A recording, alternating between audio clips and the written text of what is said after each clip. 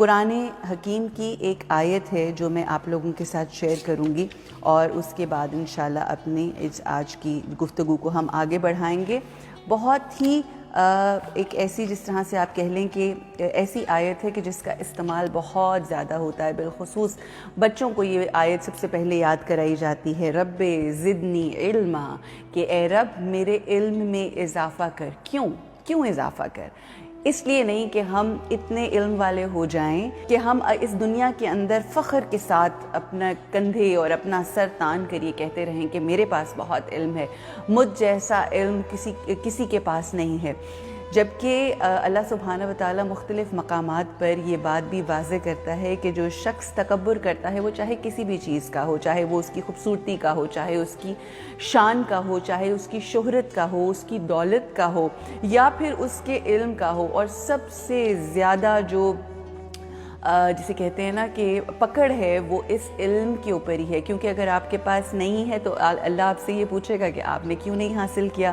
اور کیونکہ اللہ سبحانہ وتعالیٰ خود کہہ رہا ہے کہ کہہ دو ان سے رب زدنی علما، مجھ سے دعا کریں، اللہ سے دعا کی جائے اور اس کے لیے کوشش کی جائے۔ اور پھر ہم وہ احادیث بھی سنتے ہیں کہ جس کا بارہا تذکرہ کیا جاتا ہے، بہت عام اور لوگوں کی زبان پر ایک عام فہم جسے کہتے ہیں نا کہ دنیا جانتی بھی ہے، بولتی بھی ہے کہ علم حاصل کرو، چاہے اس کے لیے تمہیں چین کیوں نہ جانا پڑے، یعنی اپنی جگہ سے دور علاقوں میں جاؤ۔ And it's not compulsory, it's not important کہ آپ صرف دین کا علم حاصل کریں، بلکہ آپ دنیا کا علم حاصل کریں۔ کیونکہ جب وہ وقت آنا ہے، جب ہمارے امام کو ضرورت پڑنی ہے اپنے لوگوں کی، تو اس میں ہر قسم کے علم کی ضرورت ہے۔ اگر آپ اللہ کی ذات سے ہم یہ جو دعا کرتے ہیں نا کہ اے رب میرے علم میں اضافہ فرما، کیوں؟ تاکہ میں بہترین انسان بن سکوں۔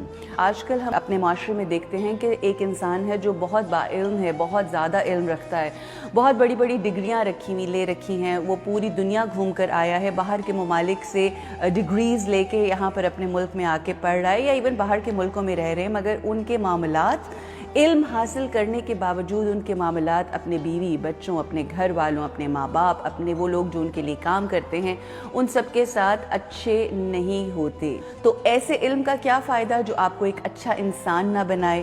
بہت سارے ایسے لوگ بھی ہوتے ہیں کہ جو ایون دینی علم حاصل کر لیتے ہیں، بٹ جب ہم ان کے اخلاق کو دیکھتے ہیں، جب ہم ان کے رویے کو دیکھتے ہیں، جب ہم ان کی گفتگو کو دیکھتے ہیں، تو آپ اتنا ڈس اپوائنٹ ہو جاتے ہو۔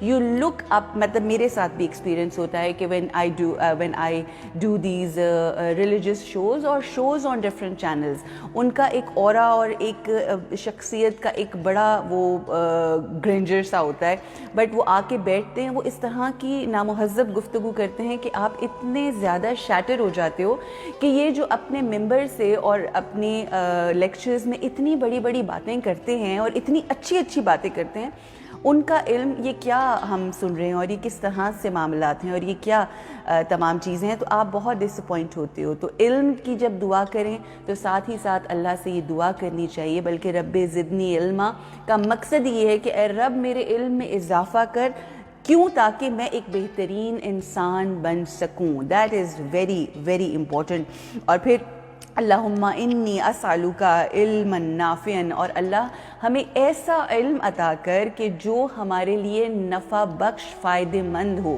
جو ایسا نہ ہو کہ ہم علم حاصل تو کر لیں، مگر علم حاصل کرنے کے بعد ہم صرف اس کو دنیاوی شوشہ کے لیے اور دنیاوی گینز کے لیے اگر ہم لوگوں نے کیا، تو مجھے بتائیے اس کا کیا فائدہ ہوا؟ پھر آپ کو دنیا تو مل جائے گی، مگر پھر آپ کو وہ جو ایک اصل سفر ہے زندگی کا، کہ جس کی جستجو میں ہم سب لگے ہوئے ہیں، وہ حاصل نہیں ہو پائے گا۔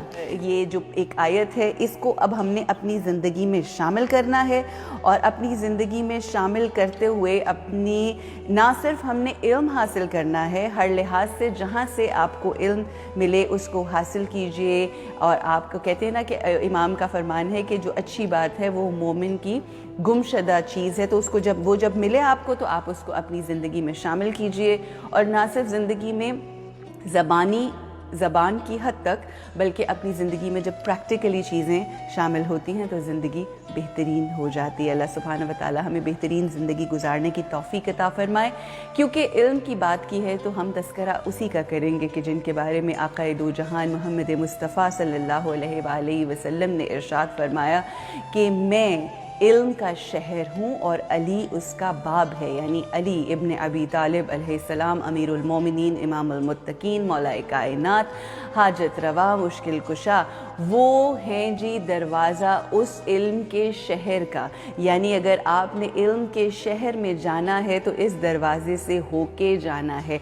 हर चीज़ का एक तरीक़ाकार होता है, एक मैनरिज़म होता है। So we have to follow those steps. वो एक सीढ़ी होती है। तो अगर आपने शहर तक पहुंचना है तो ज़रूरी है कि हम इमाम अली इब्न अबी तालिब के ज़रिए होते हुए आगे गुजरें। अब एक और बात जो यहाँ पे मैं आप लोगों से कहना ज़रूर चाहूँगी कि इमाम अली इब्न अबी तालिब अलैहिस्सलाम के बेइंतहा फ़ज़ाइल और मनाक़िब हैं जो इंशाअल्लाह इसी महीने के अंदर हम बयान भी फ़रमाएँगे इंशाअल्लाह उन आयाम में कि जिन में इमाम हमारे से रुखसत हुए।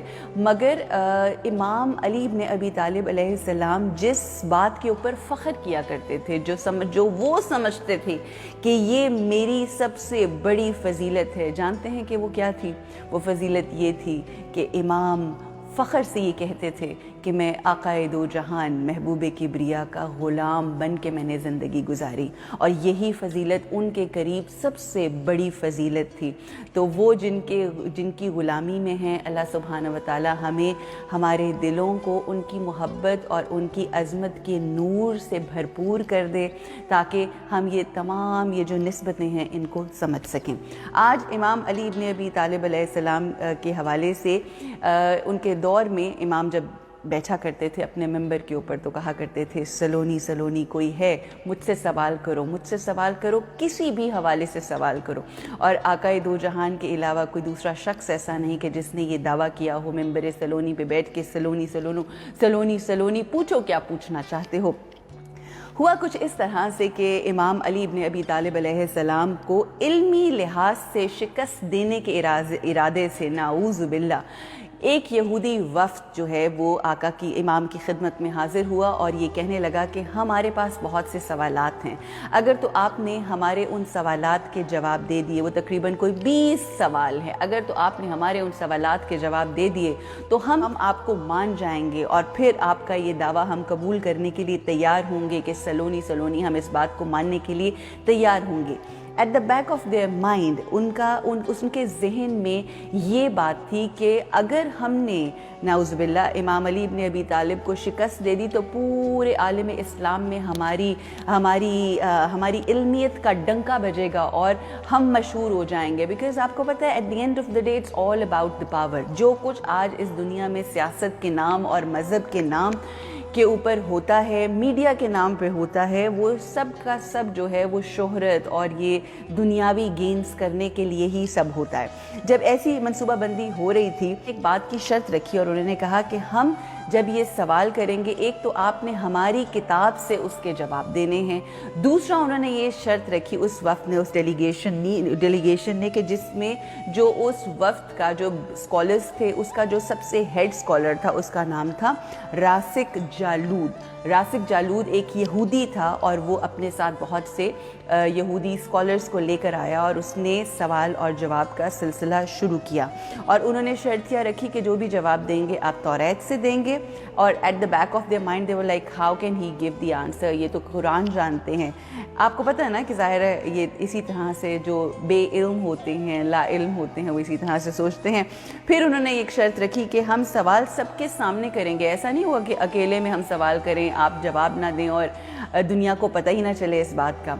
दो शर्तें रखी कि हम तौरात से सवाल करेंगे और दूसरी शर्त ये कि पूरी दुनिया जो है वो इसकी विटनेस होगी, जितने भी मैक्सिमम लोग हैं। सो एनीवे इमाम अली इब्न अबी तालिब अलैहिस्सलाम आक़ाए दो जहान मौलाए कायनात मुस्कुराए। उन्होंने कहा ठीक है, तुम्हारा जो जी चाहे जहाँ से जी चाहे सवाल करना, मैं तुम्हारे जवाब देने के लिए तुम्हारे सवालों के जवाब देने के लिए तैयार हूँ। अब तैयारी होना शुरू हुई। जब तैयारी होना शुरू हुई तो पूरे इलाके के लोग जो थे वो परेशान भी थे, कुछ हैरान भी थे, और जो रासिक जालूत था, जो वो यहूदी स्कॉलर था, he was very confident and he was like कि हमें इस बात का यकीन है कि हमारे सवाल करने से पहले ही नाउज़ुबिल्लाह इमाम अली जो ये मुसलमानों के रिप्रेजेंटेटिव हैं ये हारे हुए हैं। इमाम ने सिर्फ सवाल करने से पहले हंसते मुस्कुराते एक बात की और इमाम ने कहा कि अगर मैंने तुम्हारे तमाम सवालों के जवाब दे दिए तो तुम्हें इस्लाम का कलमा यानी ला इलाहा इल्लल्लाह मुहम्मदुर रसूलुल्लाह तुम्हें ये पढ़ना पड़ेगा और इस्लाम कबूल करना पड़ेगा। उन्होंने बग़ैर सोचे समझे इस बात को हाँ कर दिया। उन्होंने कहा कोई मसला ही नहीं है, हम आपकी हर शर्त मानने के लिए तैयार हैं, हम बिल्कुल कलमा पढ़ेंगे। जस्ट इमेजिन कि कितने कॉन्फिडेंट होंगे इस बात के ऊपर कि इमाम अली उनके सवालों के जवाब नहीं दे पाएंगे। ऐसे ऐसे सवाल तैयार करके इतनी प्रेपरेशन के साथ आए हुए थे कि फ़ौरन उन्होंने इस बात को मान लिया।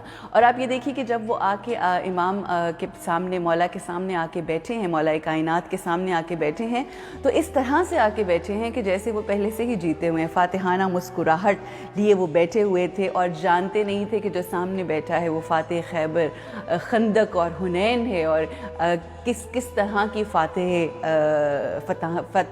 सब फ़तह किया इमाम अली इब्न अबी तालिब अलैहिस्सलाम ने। मगर वो एक इसी तरह से फातिहाना मुस्कुराहट लेकर उन्होंने पहला सवाल किया, थिंकिंग कि यहाँ से कोई जवाब नहीं आएगा। क्या सवाल हैं? वो 20 सवाल हैं जो आप लोगों के सामने आज मैं इंशाल्लाह बयान करूँगी और इंशाल्लाह आप ज़रूर सुनिएगा। रासिक जालूद ने बहुत ही तकब्बुर से पहला सवाल किया कि आप बताइए या अली, ये बताइए वो कौन सी चीज़ है जो खुदा के लिए नहीं है। इमाम मुस्कुराए, इमाम ने कहा शिर्क खुदा के लिए नहीं है। फिर उसने इस दूसरा सवाल किया कि ये बताइए कि वो कौन सी जगह है जो खुदा के करीब है, वो कौन सी जगह है जो खुदा के करीब है। तो उन्होंने कहा ये जानना चाहते हो कि कौन सी जगह है जो खुदा के करीब है, तो सुनो तुम्हारी तौरात से ही तुम्हें बताता हूँ कि हज़रत मूसा अलैहिस्सलाम के पास एक फ़रिश्ता आया। हज़रत मूसा ने ये सवाल किया कि तुम कहाँ से आए हो? तो वो फ़रिश्ता कहने लगा कि मैं सातवें आसमान से आया हूँ। और इतने में ही अभी ये हो ही रहा था कि इतने में एक दूसरा फ़रिश्ता आया और उस दूसरे फ़रिश्ते से हज़रत मूसा ने ये पूछा कि मुझे ये बताओ कि तुम कहाँ से आए हो? तो वो फ़रिश्ता कहने लगा कि मैं ज़मीन की पस्तियों के, जो ज़मीन के 7 तबक हैं, उधर से आया हूँ। हज़रत मूसा अलैहिस्सलाम ने पहले फ़रिश्ते से दोबारा पूछा कि जब तुम आसमान, 7वें आसमान पर थे, जब बुलंदियों पर थे, तो तुम्हारे सबसे करीब तरीन कौन था? क्या था तुम्हारे सबसे करीब?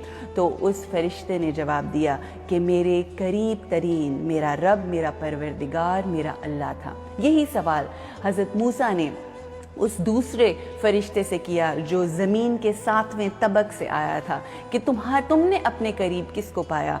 तो फ़रिश्ता था वो ये कहने लगा कि मैंने अपने करीब तरीन अपने रब, अपने परवरदिगार, अपने अल्लाह को पाया। ये पूरा वाक़या सुना के इमाम अली इब्न अबी तालिब मुस्कुराए और उन्होंने कहा कि बेशक चाहे आसमानों की इंतहा हो, चाहे पस्ती हो, चाहे ज़मीन के कितने ही तबक क्यों ना हो, कोई भी मकाम हो, जो ज़ात हर जगह पर मौजूद है वो अल्लाह की ज़ात है। पाक व मुनज़्ज़ह है वो ज़ात जो कायनात के ज़र्रे ज़र्रे में है। ये तमाम बयान सुनना था कि यहूदी जो था वो बहुत ज़्यादा हैरान और परेशान हुआ और इमाम फरमाने लगे कि हर शय मेरे रब के करीब है और उसकी दस्तरस में है सिवाय जुल्म के, क्योंकि फ़कत जुल्म मेरे रब से करीब नहीं, वो रब से दूर है। बेशक हमारा रब लोगों के साथ इंसाफ करने वाला है, वो जुल्म नहीं करता। उसके अलावा हर शय उसके करीब है। इसके बाद तीसरा सवाल करने लगा। अब जो क्वेश्चंस थे वो कुछ हिस्टोरिकल क्वेश्चंस होने शुरू हो गए और उसने ये सवाल किया कि ये बताइए कि वो चश्मा बताइए जो पहली मर्तबा ज़मीन पर जारी हुआ। इमाम अली अलैहिस्सलाम फरमाने लगे कि क्या मैं तुम्हें ये ना बताऊं कि तुम्हारे दिल में क्या है, तुम्हारा क्या अकीदा है और दर हकीकत क्या है? تو وہ شخص بہت حیران ہوا، راسک جالود بہت پریشان ہوا اور ان کے چہرے کی طرف دیکھنے لگا، آقا کا دیدار کرنے لگا کہ تو امام فرماتے ہیں کہ بیت المقدس کی ایک چٹان کے نیچے جو ہے چشمہ، تم یہ سمجھتے ہو کہ وہ پہلا چشمہ ہے، جبکہ دراصل حقیقت یہ ہے، آؤ میں تمہاری اصلاح کروں، پہلا چشمہ وہ نہیں جو تم سمجھتے ہو، بلکہ پہلا چشمہ تو وہ ہے جس سے حضرت خضر نے پانی پیا، اور وہی چشمہ ہے جس سے آب حیات آج بھی جاری و ساری ہے۔ جب یہ گفتگو سنی تو نہ صرف ان کو ان کے سوالوں کے جواب ملے، بلکہ ان کے دلوں میں ان کا عقیدہ کیا تھا امام نے وہ خود بیان کیا، اور پھر اس کے بعد ان کی اصلاح کی۔ یہ معجزاتی گفتگو سنتے ہوئے آہستہ آہستہ ان کے رنگ بجھنے شروع ہوئے۔ امام علی ابن ابی طالب سے چوتھا سوال کیا کرتا ہے وہ یہودی راسک جالود، یہ بتائیے کہ وہ کون سا پہلا پتھر ہے جو آسمان سے اتارا گیا؟ امام فرماتے ہیں کہ تمہارے عقیدے کے مطابق بیت المقدس میں نصب وہ پتھر ہے جس کو تم سمجھتے ہو، یہ تمہارا عقیدہ ہے، جبکہ تمہارے عقیدے کے مطابق یہ بات حقیقت نہیں ہے۔ پھر اس کے بعد امام فرماتے ہیں کہ میں کیوں نہ تمہیں سچ اور حق کی بات بتاؤں، میں کیوں نہ وہ حقیقت بتاؤں کہ جس سے تم واقف نہیں ہو یا جس پر تم ایمان نہیں رکھتے۔ وہ پہلا پتھر جو اس زمین پر نصب ہوا وہ خانہ کعبہ بیت المقدس سے کہیں قدیم ہے، بیت المقدس سے، اور حجرہ اسود آسمان سے نازل کر کے خانہ کعبہ میں نصب کیا جانے والا وہ پہلا پتھر ہے جو در اصل اور در حقیقت اس کائنات میں، اس دنیا میں سب سے پہلے آیا اور نصب ہوا۔ اب جب یہ جواب آنے شروع ہو گئے تو نہ صرف ان کو ان کے جواب ملنا شروع ہوئے، ایز آئی سیڈ بیفور، کہ ان کی اصلاح ہونی شروع ہو گئی۔ اب وہ ایک دوسرے کی طرف دیکھنا شروع ہو گئے، تھوڑے نادم بھی ہوئے، کچھ پریشان بھی ہوئے، کچھ حیران بھی ہوئے۔ اب یہ جب صورتحال ہوئی تو انہوں نے اور کیونکہ امام ابن ابی طالب علیہ السلام لاجیکلی ہر چیز جو تھے وہ بتا رہے تھے، کھول کھول کے پرتیں رکھ رہے تھے، وہ سلونی کا دعویٰ کرنے والے اپنے علم کے اس سمندر کی ان لہروں میں اس طرح سے وہ ایک لہریں آ رہی تھیں، ایک ایک کر کے لہریں آ رہی تھیں، جس میں یہ تمام ان کی سوچیں اور وہ جو تکبر تھا وہ بہے چلے جا رہا تھا۔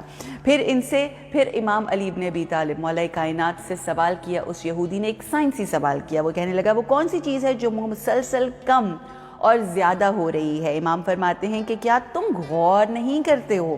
تم اپنے ماہ و سال پر غور تو کرو، خود ہی اس کا جواب مل جائے گا۔ کوئی دن پچھلے دن سے آنے والے دل اور کوئی رات آنے والی رات کے برابر نہیں ہوتی، اس میں فرق ہوتا ہے۔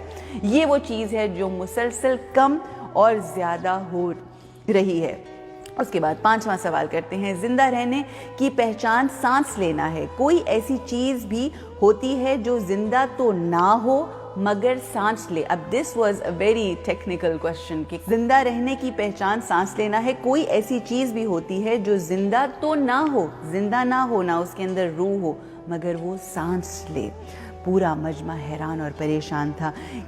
امام فرماتے ہیں بہت تحمل کے ساتھ، بہت سکون یقین کے ساتھ امام بیٹھے ہیں اور امام مسکراتے ہوئے ارشاد فرما رہے ہیں، کتاب میں درج ہے، لکھا ہے کہ جب صبح نکلتی ہے تو سانس لیتی ہے، حالانکہ صبح میں نہ روح ہوتی ہے، نہ جان ہوتی ہے، اور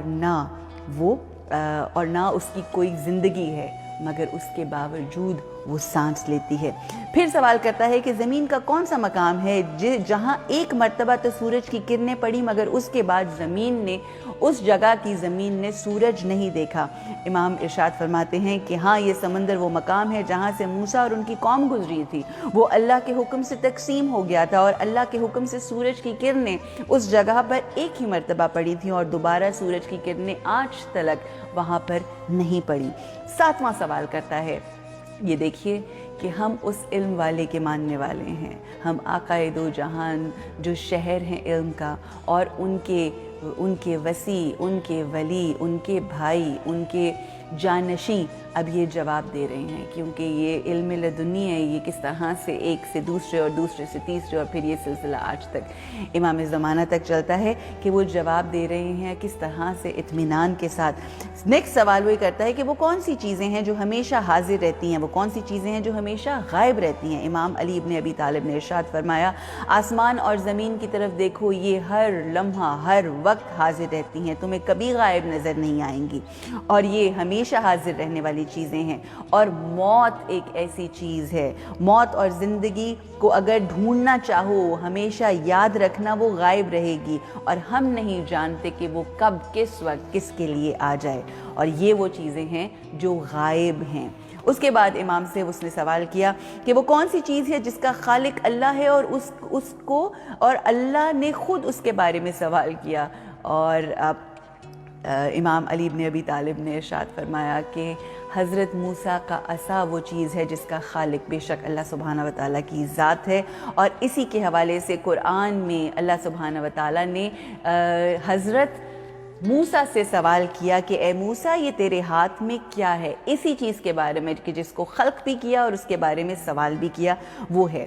پھر سوال کرتا ہے کہ بیت اللہ خانہ کعبہ کا طواف جاندار کرتے ہیں، انسان، جن و ملک، کوئی ایسی شے ہے جو بے جان تھی مگر اس نے بھی خانہ کعبہ کا طواف کیا؟ امام نے مسکرا کے کہا کہ ہاں بالکل، جب حضرت نوح کا وہ طوفان آیا تھا، حضرت نوح کے زمانے میں طوفان آیا تھا، تو اس طوفان میں وہ جو حضرت نوح کی کشتی تھی وہ جب بیت اللہ کے قریب آئی تو بیت اللہ کا 7 چکر لگائے، طواف کیا، وہ ایک ایسی بے جان چیز ہے کہ جس نے خود سے خانہ کعبہ کا طواف کیا اور 7 چکر لگائے۔ اب اگین سانپ سونگھ گیا، تمام یہودیوں کو سانپ سونگھ گیا۔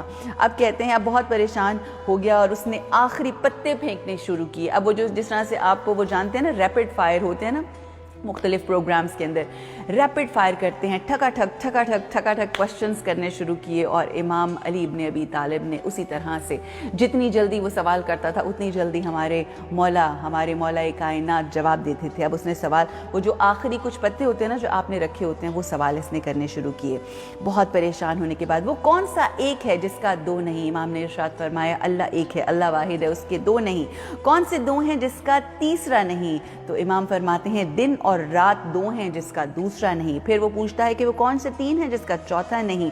تو امام فرماتے ہیں لوح و قلم و کرسی، وہ 3 ہیں کہ جن کا چوتھا نہیں۔ پھر امام سے وہ یہ پوچھتا ہے کہ کون سے 4 ہیں جن کا 5واں نہیں؟ تو امام ارشاد فرماتے ہیں کہ توریت، زبور، انجیل اور قرآن پاک 4 ہیں جن کا 5واں نہیں۔ آگے پوچھتا ہے کون سے 5 ہیں جن کا 6واں نہیں؟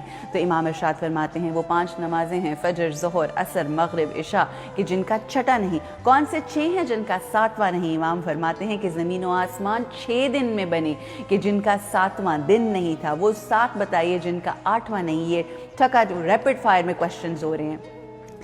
امام فرماتے ہیں کہ میرے رب نے 7 آسمان بنائے ہیں اور اس کا 8واں نہیں ہے۔ وہ پوچھتا ہے کہ وہ 8 بتائیے جن کا 9واں نہیں۔ امام فرماتے ہیں کہ عرش کو 8 مختلف فرشتے جو ہیں وہ اپنے پروں میں سموئے اٹھائے ہوئے ہیں کہ جن کا 9واں نہیں ہے۔ وہ بتائیے، وہ 9واں بتائیے کہ جن کا 10واں نہیں۔ اللہ نے ارشاد فرمایا کہ حضرت صالح کی قوم میں 9 بڑے کافر سردار تھے اور ان کا 10واں سردار نہیں تھا، وہ 9 تھے۔ وہ 10 بتائیے جن کا 11واں نہیں۔ آپ نے فرمایا حج کے موقع پر قربانی نہ ہو تو 7 روزے حرم میں اور 3 روزے گھر پر رکھنے کا حکم ہے۔ یہ 10 روزے ہیں کہ جس کا 11واں نہیں۔ اس نے پوچھا کہ وہ 12واں بتائیے جن کا 13واں نہیں۔ سال کے 12 مہینے ہوتے ہیں کہ جن کا 13 نہیں ہوتا۔ اب وہ سوال کرتا ہے کہ امام یہ بتائیے کہ وہ 13واں بتائیے کہ جن کا 14واں نہیں۔ امام نے ارشاد فرمایا تم واقف ہوگے حضرت یوسف کے واقعے سے کہ جب ان کے 11 بھائی، ان کے ماں باپ، یعنی جب انہوں نے خواب دیکھا اور اس کے اندر انہوں نے 11 ستارے، 1 چاند اور 1 سورج کو اپنے سامنے سجدہ کرتا ہوا دیکھا، وہ 13 تھے، ان کا 14واں نہیں ہے۔ برعظمت امیر المؤمنین، امام المتقین، مولا کائنات، حاجت روا، مشکل کشا علی ابن ابی طالب، بلندر صلوات اللہم صلی علی محمد وآل محمد، اپنے آپ سے یہ سوال کیا کرتی تھی کہ میں تو کہتی ہوں کہ میں علی والی ہوں، میں تو کہتی ہوں کہ مجھے علی سے بہت عشق ہے، میں تو کہتی ہوں کہ مجھے محبت ہے امام علی ابن ابی طالب سے، مگر کیا میرا لباس، کیا میری گفتار، کیا میرا انداز ایسا ہے کہ امام یہ کہیں کہ یہ میری ماننے والی ہے یا مجھ سے محبت کرنے والی ہے؟ آج ہماری اپنے بچوں کو بھی دیکھ لیجئے، اپنی ماؤں، اپنے گھر میں وہ بچے جو آپ سے اپنی محبت کا اظہار کرتے ہیں، قریب آپ کے وہ ہوتے ہیں جو آپ کا احساس کرنے والے ہوتے ہیں، قریب آپ سے وہ ہوتے ہیں جو صرف منہ زبانی نہیں بلکہ اپنی ایکشن سے پروو کر رہے ہوتے ہیں کہ نہیں، ایسا نہیں ہے کہ ہم صرف منہ زبانی فونوں پہ کہہ دیں آئی لو یو ماما اینڈ آئی لو یو بابا اینڈ آل دیٹ۔ جب ان کو ہماری ضرورت ہے، جب وہ کسی وقت اکیلے ہیں، جب وہ بیمار ہیں، ان کا احساس کرتے ہوئے ان کے ساتھ ہونا، ان کے ساتھ کھڑے ہونا اس بات کا ثبوت ہے کہ جو ہم زبان سے بولتے ہیں۔ سملرلی یہ کہنا آسان کہ ہم آقا کے ماننے والے ہیں، ہم علی کے ماننے والے ہیں، ہم بی بی فاطمہ الزہرا کے ماننے والے ہیں، بہت آسان ہے یہ سب کہنا، مگر اس کو پروف کرنا لازم و ملزوم ہے۔ یاد رکھیے، میں کل بھی شراز سے اپنے ہسبینڈ سے بات کر رہی تھی تو میں یہی کہہ رہی تھی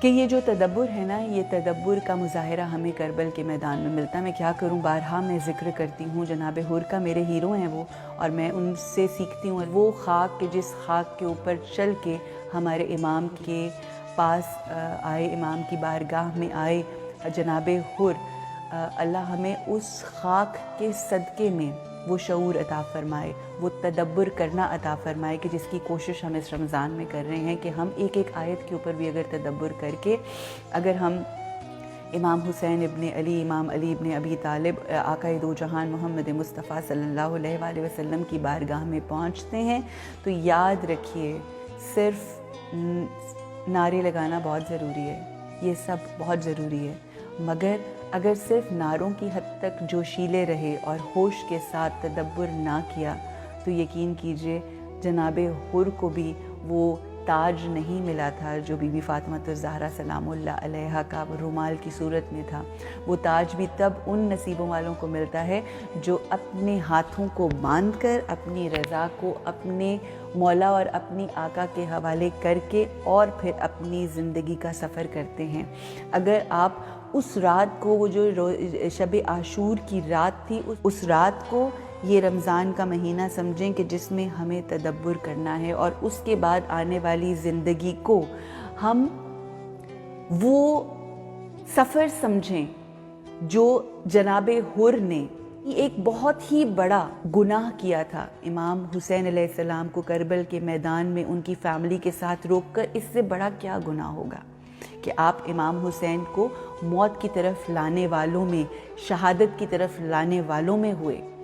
آپ یہ سوچئے کہ اور ہم بھی گناہ گار ہیں، اپنی زندگیوں کو دیکھا کریں اس طرح سے، جناب حر کی طرح دیکھا کریں کہ یہ رمضان وہ رات ہے جو جناب حر نے کربل کے میدان میں ان آوازوں کو سنتے ہوئے گزاری اور سوچ میں پڑ گئے، تدبر کیا، فکر کی، اور پھر آپ جاگے۔ اللہ ہمیں بھی اس طرح سے جگا دے at the end of this month. جیسے جیسے امام، یاد ہے آپ کو امام سید سجاد کی وہ دعا جو میں نے رمضان کی پہلی رات پڑھی تھی کہ اللہ جیسے جیسے اس رمضان کا چاند گھٹتا چلا جائے گا، ہمارے گناہوں کو گھٹاتا چلا جا، ہم نے جو برے کام کیے ہیں یا جس طرح سے ہم اپنی زندگی گزاری ہے، ہمیں اس سے نکال کر روشنیوں کا سفر کروا۔ Now coming back once again, اس کو اس طرح سے دیکھیے کہ یہ رمضان جو ہے وہ رات ہے جو شب عاشور جناب حر نے گزاری، تدبر کیا، سوچ و فکر کیا۔ پھر اس کے بعد امام کا جو جناب حر کا سفر ہے اپنے خیمے سے امام حسین کے خیمے تک، وہ آنے والی ہماری وہ زندگی ہوگی جو رمضان ختم ہونے کے بعد ہمارا سفر شروع ہوگا۔ وہ 11 مہینے، وہ واک ہے، وہ سفر ہے، وہ ندامت کے ساتھ زندگی کہ کس طرح سے جناب حر نے وہ زندگی کا وہ سفر کیا۔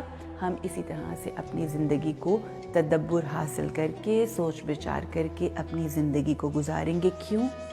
کیونکہ ہمیں امام حسین، امام علی، آقا دو جہان، اور یہ وہ وسیلے ہیں جو ہمیں اللہ کی طرف لے کر جائیں گے۔ امام حسین کے پاس جناب حر کا پہنچنا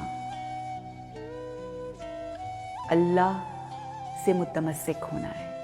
اسی طرح سے ہم اپنی زندگی کے وہ دن گزاریں اور پھر اس کے لیے ندامت بھی ہے. اور جب تبدیلی آتی ہے، جب تک تبدیلی نہیں آتی سوچوں میں، سوچ کی وجہ سے ہمارے اعمال میں جب تک تبدیلی نہیں آتی، جتنا مرضی آپ نعرے لگاتے رہیں، کربلا کے میدان میں جا کر بھی لگا لیں، آج بھی لگا لیں، اس وقت بھی لگا لیں. بہت سے اس زمانے میں بھی نعرے لگانے والے بہت تھے، but when it comes to give قربانی تو پھر سب ہٹ جاتے ہیں، پھر سب خاموش ہو جاتے ہیں. قربانی ہمیں کس چیز کی دینی ہے؟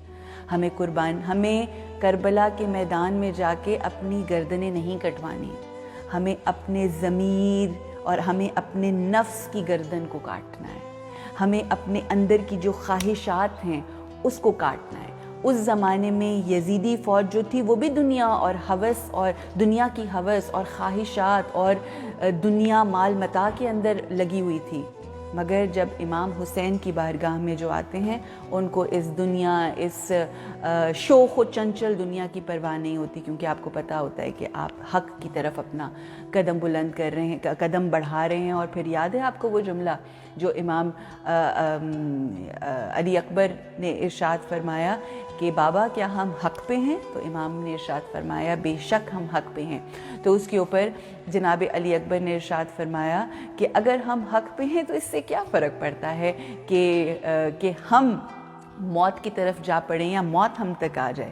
It's very important. جب آپ حق والوں کے ساتھ ہوتے ہیں، جب آپ حق کی بات کرتے ہیں، جب آپ سچ بولنا شروع کرتے ہیں، آزمائش اصل تب ہی شروع ہوتی ہے. چاہے وہ دور جناب آقائے دو جہان ہو، چاہے دور امام علی ابن ابی طالب ہو، چاہے دور امام حسن مجتبیٰ ہو، چاہے دور امام حسین علیہ السلام ہو، چاہے دور امام علی زین العابدین علیہ السلام ہو، اور جو بھی ادوار گزرے، اصل اور اہم بات یہی ہے کہ آپ کو حق کے ساتھ زندگی گزارنی ہے.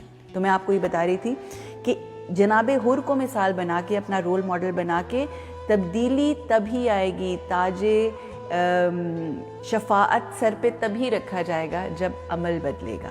آئیے اپنا موازنہ کرتے ہیں، اپنے آپ کو مانیٹر کرتے ہیں، ہمیں کیا کیا کچھ تبدیل کرنا ہے. اور یقین کیجئے بہت کچھ ہے جو تبدیل کرنا ہے. وقت بہت قریب ہے. اللہ سبحانہ و تعالی ہمیں تبدیل کرنے کی توفیق عطا فرمائے. اور جب میں وہاں پر بیٹھا کرتی تھی گلے میں دوپٹہ ڈال کے جو میں بات کر رہی تھی، تو یقین کیجئے ذہن میں یہی بات آتی تھی کہ کیا میں اس قابل ہوں؟ میں آج بھی یہ سوال کرتی ہوں، کیا میں اس قابل ہوں کہ میرے امام فرمائیں کہ یہ ہماری ہے؟ بس یہ سوال سب اپنے آپ سے کریں کہ کیا ہم اپنی زندگی کو اس طرح سے سچائی کے ساتھ، حق کے ساتھ، امانت داری کے ساتھ، دلوں سے نفرتیں، ایک دوسرے کے لیے بغض، کینہ کو سائڈ پہ کر کے کیا ہم روحانی زندگی گزار رہے ہیں؟ کیا ہمارے امام ہم سے راضی ہوں گے؟ کیا ہمارا عمل، ہمارا لباس، ہمارا کردار، ہماری گفتار، ہماری سوچیں ایسی ہیں کہ جب امام ہماری طرف رخ کریں، ہماری طرف دیکھیں تو کہیں ایسا تو نہیں کہ امام یہ کہیں کہ ایسے نہیں ہوتے ہمارے ماننے والے؟ اللہ سبحانہ و تعالی ہمیں توفیق عطا فرمائے، وہ علم عطا فرمائے. یہ جو سورہ طٰہٰ کی آیت نمبر 114 ہے، اللہ سبحانہ و تعالی ہمیں اس کو اپنی زندگیوں میں شامل کرنے کی توفیق دے. جو بھی علم ہم کہیں سے اٹھاتے ہیں، سنتے ہیں، پڑھتے ہیں، اللہ اس کو ہمیں اپنی زندگیوں میں شامل کرنے کی توفیق عطا فرمائے. اللہ کی ذات ہمیں ویسا بنا دے جیسا وہ چاہتا ہے. ہم اللہ کی ذات کو اس کے محبوب کا واسطہ دیتے ہیں کہ محبوب کبریا کا واسطہ ہے. مالک اے خالق، تو سب کا رب ہے، تو سب کو سب کچھ عطا کرنے والا ہے، تو منزہ ہے، تو پاک ہے، تو ہر کسی کے قریب ہے.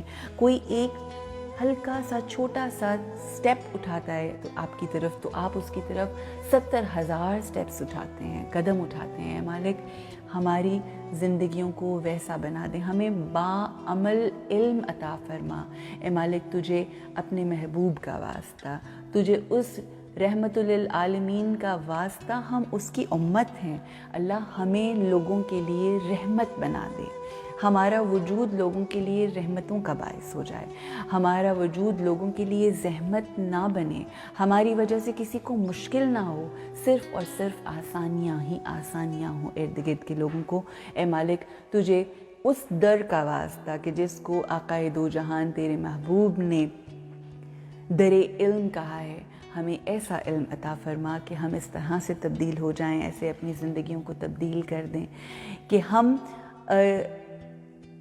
لوگوں کے لیے، اس دنیا کے لیے، فرش والوں کے لیے اور عرش والوں کے لیے مثال بن جائیں۔ آمین یا رب العالمین۔ اللہ سبحانہ و تعالیٰ تمام دیکھنے والوں کی جو حاجات ہیں، جو جائز حاجات ہیں، وہ پوری فرما۔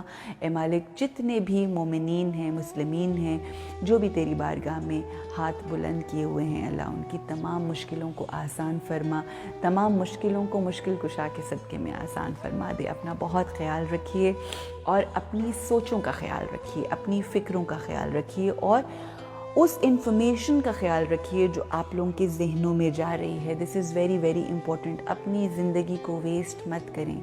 سنیں تو ذکر محمد و آل محمد سنیں، کریں تو ذکر محمد و آل محمد کریں، سونے لگیں تو ان کے خیالوں میں سوئیں، جاگیں تو ان کا سوچ کر امام وقت کو سلام کر کے اٹھیے اور اپنی زندگی کو ویسا بنا دیں جیسا میں دعا کرتی ہوں زیارت عاشورہ کا وہ جملہ کہ اے اللہ ہماری زندگیوں کو آل محمد جیسی زندگیاں قرار دے اور ہماری موت کو آل محمد جیسی موت قرار دے۔ آمین یا رب العالمین۔